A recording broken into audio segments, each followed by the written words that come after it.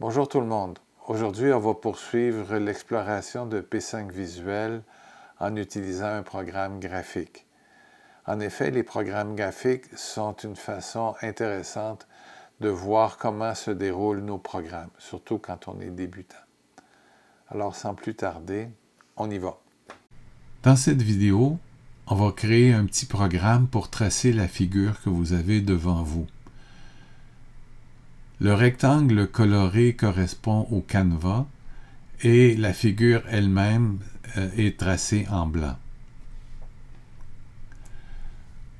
Pour faire ça, on va utiliser des blocs de la catégorie Forme, dont vous voyez un certain nombre d'exemples à votre droite.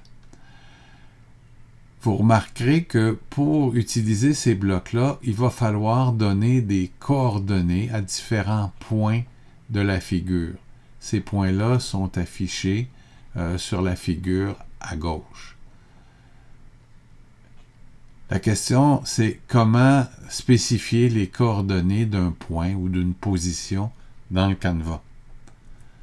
Alors, supposons qu'on a tracé notre canevas dans une page web et qu'on s'intéresse à la position d'un point. Alors, on va l'identifier par deux nombres. Le premier nombre va être la distance horizontale en pixels au bord gauche du canevas. Le deuxième nombre va être la distance verticale, toujours en pixels, du haut du canevas. Alors, ces deux nombres-là qu'on dénote dans ce cas-ci, x et y, vont donner lieu aux coordonnées du point en question. Dans ce cas-ci, les coordonnées x, y vont être de 510, 345. Avec cette façon de procéder, l'origine, qui est le point 0, 0, va se situer en haut à gauche du canevas. Si vous vous souvenez de vos mathématiques, on utilisait aussi des coordonnées. Mais l'origine en mathématiques n'est pas nécessairement située en haut à gauche.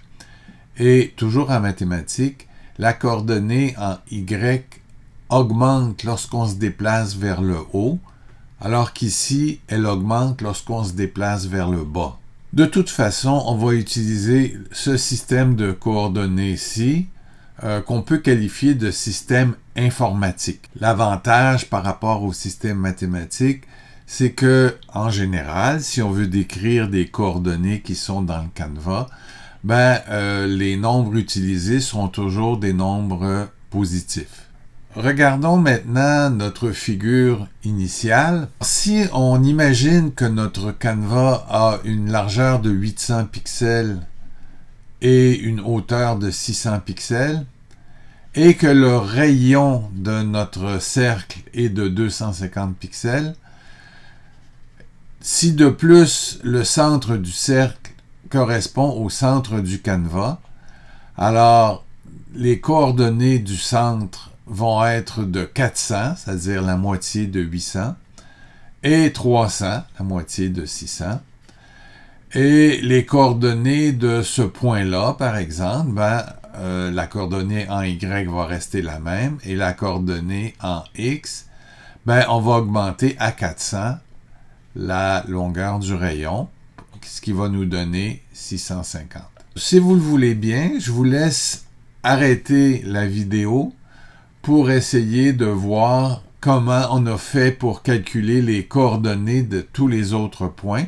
Et après ça, vous me reviendrez pour tracer la figure avec P5 Visuel. Pendant que vous jetiez un coup d'œil sur les coordonnées, j'ai ouvert l'éditeur P5 Visuel et j'ai fait une copie de la figure avec ses coordonnées, de façon à ce qu'on puisse s'en servir comme référence. La première chose à faire pour tracer la figure, ça va être de déterminer notre canevas de 800 pixels de largeur et 600 pixels de hauteur. Alors, on va mettre les actions en boucle de côté. On va donc dans la catégorie P5JS chercher le bloc canevas de 800 par 600 et on va donner un fond à ce canevas-là, un fond qui va être d'une couleur un peu bleu. Donc, on va choisir, disons, cette couleur-là. Et effectivement, on a notre canevas. Ensuite, qu'est-ce qu'on va faire? Disons qu'on va tracer notre cercle. Alors, le cercle est centré au point 400-300 et a pour rayon 250 pixels. Donc, dans la catégorie forme, on va chercher le bloc cercle. Le centre, on a dit que c'était 400, 300 et de rayon 250. Alors, vous remarquerez que j'ai pu passer d'un champ à l'autre en utilisant la touche Tab. Si j'exécute maintenant le programme, effectivement, je constate qu'un cercle est tracé, que ce cercle-là est tracé avec un pourtour, un trait noir et un remplissage blanc. Ce sont les valeurs par défaut. On verra plus tard comment on peut les changer. Une fois le cercle tracé, disons, traçons le grand carré. Pour ça, on va utiliser, toujours dans la catégorie forme, un bloc tracer un rectangle. Pourquoi tracer un rectangle? On n'a pas tracé un carré, mais comme on sait qu'un carré, c'est un rectangle particulier, on peut utiliser le bloc tracer un rectangle. Et là, on nous demande la diagonale de ce rectangle, donc 2 points qui correspondent à une diagonale. Alors, on pourrait utiliser cette diagonale-là déterminée par ce point-là et ce point-là, ou encore cette autre diagonale par ce point-là et ce point-là. Disons qu'on prend la première, 150-50, et 650-550. Donc, 150, 50, 650, 550. Exécutons le programme. Surprise, le cercle n'est plus là. Qu'est-ce qui se passe? En fait, ce qui se passe, c'est que le carré a été tracé par-dessus le cercle. Et donc, il a caché ce dernier. Et pourquoi il a été tracé par-dessus? C'est parce que l'instruction pour le tracer arrive après l'instruction pour tracer le cercle. Donc, les tracés se font dans l'ordre des instructions. Si on veut corriger la situation, on peut tout simplement prendre ce bloc pour tracer le rectangle et le placer avant le bloc pour tracer le cercle. Si on exécute la chose, on voit maintenant que le rectangle est tracé, puis le cercle est tracé. Ensuite, on va tracer l'autre carré, mais qui est tracé en diagonale, si vous voulez. Dans la catégorie forme, on ne verra pas de bloc pour tracer un carré en diagonale ou un rectangle en diagonale. Mais par contre, on a des instructions pour tracer un polygone. Et comme un carré en diagonale, c'est un polygone, on va pouvoir utiliser ces instructions-là. Comment ça fonctionne? Pour tracer un polygone, il faut d'abord spécifier qu'on veut débuter la description d'un polygone, et puis spécifier les sommets de ce polygone-là pour terminer le polygone à la fin.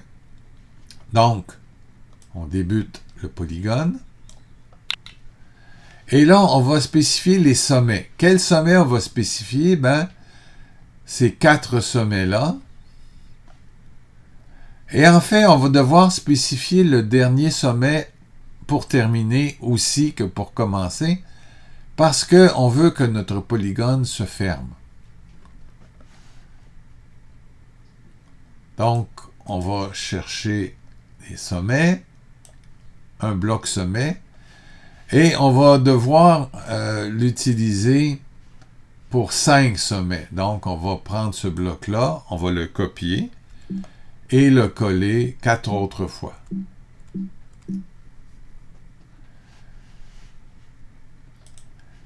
Alors, les coordonnées du premier sommet vont être de 450.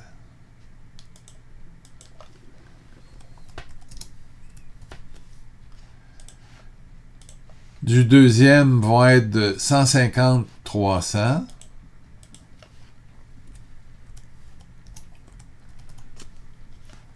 Du troisième vont être de 400, 550.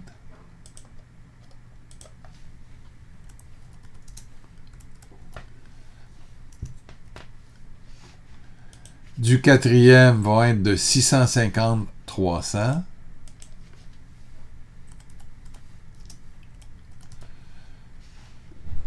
Et on va boucler en revenant au sommet 450.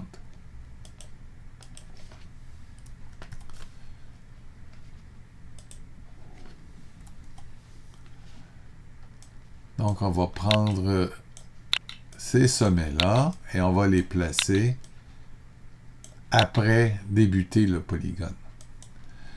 Petite remarque en passant, ces sommets-là doivent être placés dans un ordre donné, en fait, dans l'ordre qui correspond au tracé du polygone.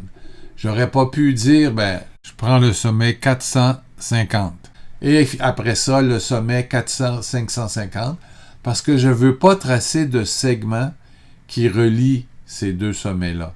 Je veux tracer donc plutôt les segments qui relient 450 avec 150, 300, puis 150, 300 avec 400, 550, etc.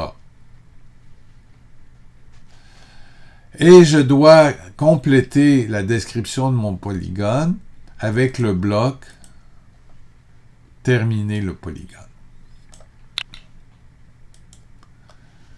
Alors, si j'exécute ceci, j'obtiendrai bien mon polygone, qui est le carré incliné. Il reste plus qu'à tracer ce segment-là. Alors, ce segment-là, ça va être facile à tracer. Ça va être une forme. Et dans cette forme-là, le bloc tracer un segment qui va d'où à où? De 150, 300 à 650, 300. Donc, 150, 300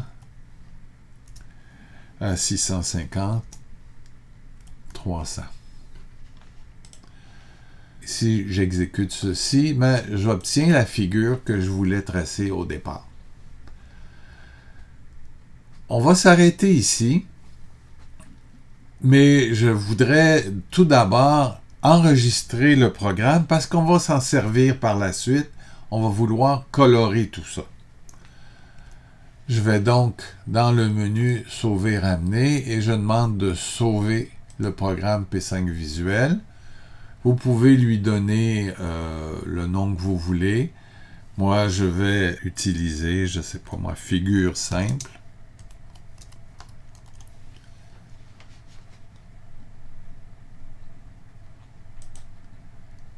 Que je vais placer sur le bureau.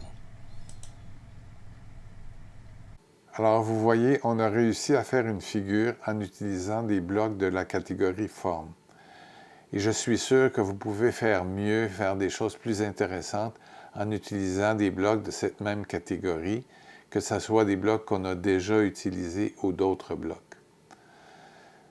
Je vous laisse travailler là-dessus et par la suite, on se reverra aux prochaines vidéos où on verra comment colorer nos formes. D'ici là, à bientôt.